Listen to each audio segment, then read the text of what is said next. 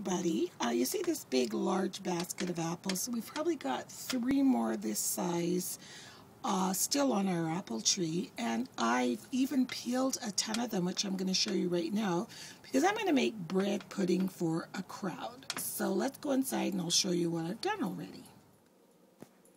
So I found a recipe online where you can use more than, most of the recipes I found, they always say peel 2 apples. Well, I mean, my Lord, I wouldn't even put a dent in that basket, but this one was great. It's the recipe I'll put in the down bar below, but it's basically double the bread, 2 apples, and then you make a custard.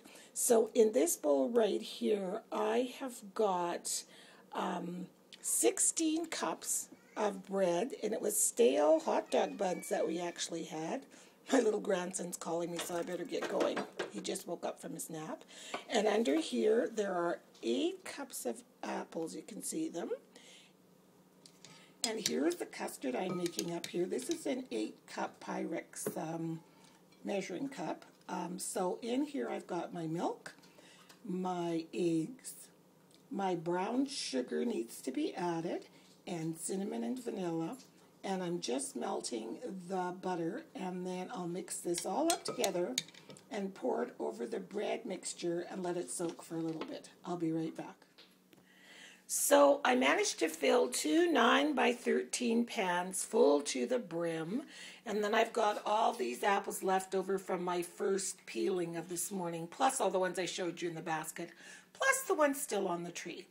So I greased 9-by-13 pans, and I let it soak in the...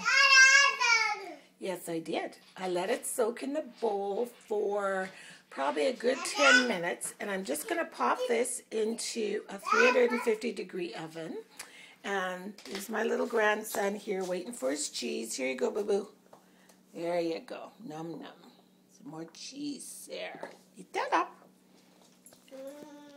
And then hopefully everybody will be making those same noises that he's making over there over my bread pudding. So I'll let you know how it turns out in a little while. You're to bake this for 50 to 60 minutes at 350 degrees.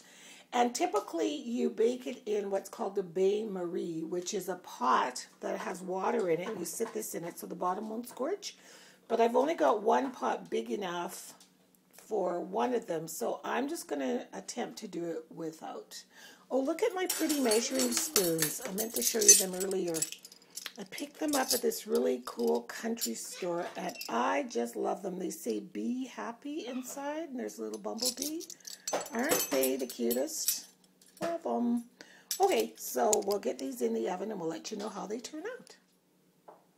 One other little tip I forgot to mention to you, to keep your apple slices from turning brown, these will stay like this. If I freeze them like this and I take them out in 6 months, they're still going to remain like this.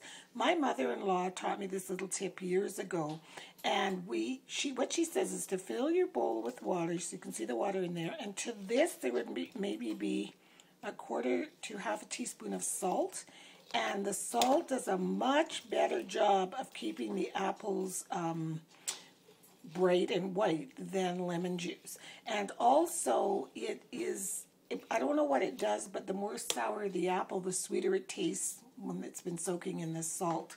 So this is a great little tip if you like to put apple slices in your kids' lunch boxes, but they don't like them when they turn brown. When you're peeling and slicing your apple, just stick it in a little bowl of salt and then just pat it dry with a paper towel. Yes, pat it dry with a paper towel, and then your apples will stay the color they're intended to be. I know when we went to Drumheller, this was by far the all-time favorite snack. Both years we went with the grandsons. Even when we stopped to get fries at McDonald's, they preferred the apples, which is very bizarre. So I don't know what it is about them, but they taste super sweet after soaking in the salt water. And it's not a briny salt water. I mean, a 1/4 teaspoon of salt to a big bowl is hardly any salt at all. But give it a try and see how you like it. So here it is exactly 50 minutes later, and you can see that this apple bread pudding is so nummy, and it's caramelized a little bit. And here's the other one, and there was no scorching that I could see, or that I can tell on the bottom. My husband just came home from work, and he said, who's baking cinnamon buns? So that's how good it smells in here. So we'll let you know how this tastes as soon as it cools down a little bit. So I'm just gonna scoop out some of this for my husband. It's really warm, but with a little bit of ice cream, that'll just make it. It's kind of a cool fall day today, so it's a perfect kind of day for this kind of a dessert. So here we go to the taste kitchen and just see what Richard thinks of this after his nice bowl of soup. So I've just brought this over to the taste kitchen. He's making the same noises the day was making. Delicious. Yeah. Everything. The cinnamon is perfect. The apples are cooked just right with a little bit of ice cream. The flavors are all mingled together. It makes me want to shout. Oh, it's so good. You know what they say, the way to a man's heart is through his stomach. I think it's a go. Oh. So be sure to give this a try, whether it's just for a small crowd or a large crowd. This recipe will be the absolute perfect one. So we'll see you next time. Bye.